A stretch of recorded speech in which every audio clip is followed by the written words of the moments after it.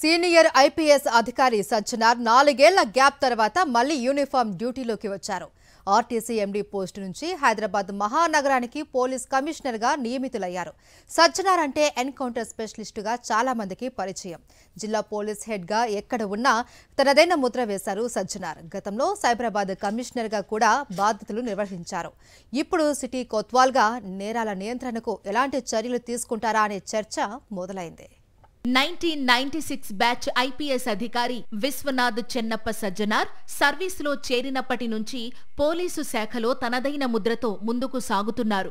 ఒకవైపు కనిపించే నేరాలను కట్టడి చేస్తూనే మరోవైపు కనిపించకుండా జరిగిపోయే వైట్ కాలర్ నేరాల విషయంలోనూ సజ్జనార్ గట్టిగానే వ్యవహరించారు. పోస్టింగ్ ఎక్కడిచ్చినా నేరస్తులపై ఉక్కుపాదం మోపారు. సజ్జనార్ తన వ్యవహార శైలితో ప్రశంసలతో పాటు విమర్శలు ఎదుర్కొన్నారు. 2008లో సజ్జనార్ వరంగల్ ఎస్పీగా ఉన్నప్పుడు 2 ఇంజనీరింగ్ విద్యార్థినులపై యాసిడ్ దాడి జరిగింది. ఆ సంఘటన ఉమ్మడి ఆంధ్రప్రదేశ్లో తీవ్ర సంచలనమైంది. యాసిడ్ దాడి కేసులో నిందితులు 3 పోలీస్ ఎన్కౌంటర్లో మృతి చెందారు. నిందితులను క్రైమ్ సీన్ దగ్గరకు తీసుకెళ్లినప్పుడు తప్పించుకునేందుకు ప్రయత్నిస్తూ పోలీసుల మీద దాడి చేశారని, దీంతో పోలీసులు ఎన్కౌంటర్ చేశారని సజ్జనార్ ప్రకటించారు. యాసిడ్ ఘటనతో పాటు ఎన్కౌంటర్ కూడా తీవ్ర చర్చనీయాంశమైంది. సజ్జనార్పై ప్రశంసలు, విమర్శలు వెల్లువెత్తాయి. జిల్లా ఎస్పీగా ఉన్న సజ్జనార్ ఎన్కౌంటర్ కు దారితీసిన పరిస్థితుల గురించి గట్టిగా బదులిచ్చారు.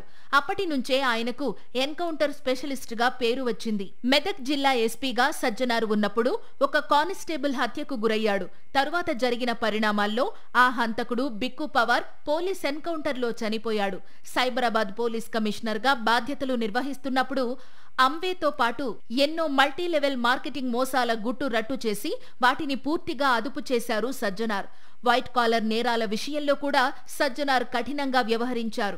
ఆర్టీసీ ఎండీగా ఉన్నప్పుడే బెట్టింగ్ యాప్ల విషయంలో యువత అప్రమత్తంగా ఉండాలంటూ సోషల్ మీడియా ద్వారా చైతన్యం తీసుకువచ్చారు. సైబరాబాద్ కమిషనర్ గా ఉన్న సమయంలో చటాన్పల్లి ప్రాంతంలో ఔటర్ రింగ్ రోడ్డు పక్కన ఒక మహిళా వెటర్నరీ డాక్టర్ హత్యాచారానికి గురయ్యారు.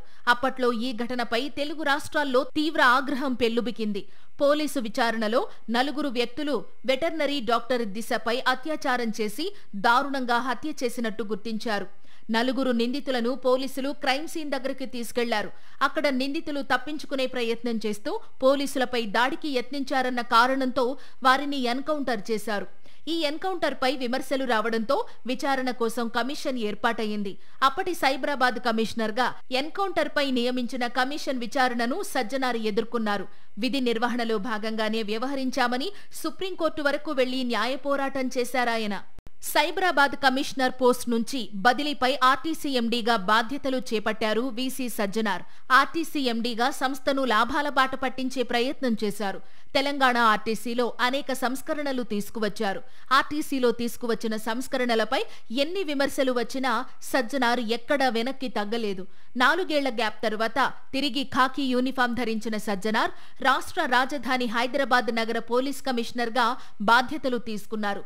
సిటీ కొత్వాల్ గా రావడంతోనే డ్రగ్స్, సైబర్ క్రిమినల్స్ కు సీరియస్ వార్నింగ్ ఇచ్చారు.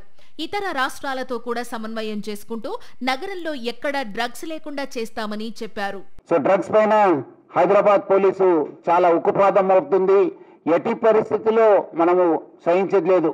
ఎక్కడి నుంచి ఉన్న గ్యాంగ్స్ ని అరెస్ట్ చేస్తాను, ఎక్కడ ఉన్న వాళ్ళని కూడా పట్టుకోవడం జరుగుతుంది. అంతకుముందు ఆయన కేసెస్ ఏమైనా, వాళ్ళు ఎవరెవరు అరెస్ట్ అయినారు, ఎబ్స్కాండింగ్ ఉన్నారు, వాళ్ళ కేసెస్ ఏం ప్రాసిక్యూట్ అయినా, whether they have been ultimately వాళ్ళు సక్సెస్ఫుల్ ప్రాసిక్యూషన్ అయిన అనేది కంప్లీట్ రివ్యూ చేయడం జరుగుతుంది. వాళ్ళపైన మొత్తం డాటా బ్యాంక్ చేసి ఆల్రెడీ మన హైదరాబాద్లో హెచ్ఎన్యూ అని చెప్పి మన మంచి ఒక వింగ్ ఉంది మన డీసీపీ నేతృత్వంలో. సో ఆ ఒక్క వింగ్ యాక్టివిటీస్ ని మనము స్ట్రెంగ్తన్ చేస్తాము. నేరాల అదుపులో సజ్జనార్ ఎంతో కఠినంగా వ్యవహరిస్తారనే పేరుంది. వరంగల్ నుంచి సైబరాబాద్ కమిషనరేట్ వరకు ఆయన సాగించిన ప్రస్థానమే ఇందుకు స్పష్టమైన ఉదాహరణ. ఇప్పుడు హైదరాబాద్లో డ్రగ్స్ భూతం అందరినీ భయపెడుతోంది. అలాగే సైబర్ నేరాలు విపరీతంగా పెరుగుతున్నాయి. ఈ 2 అంశాలపై సజ్జనార్ తీసుకోబోయే చర్యలపై అందరిలోనూ ఆసక్తి కనిపిస్తోంది.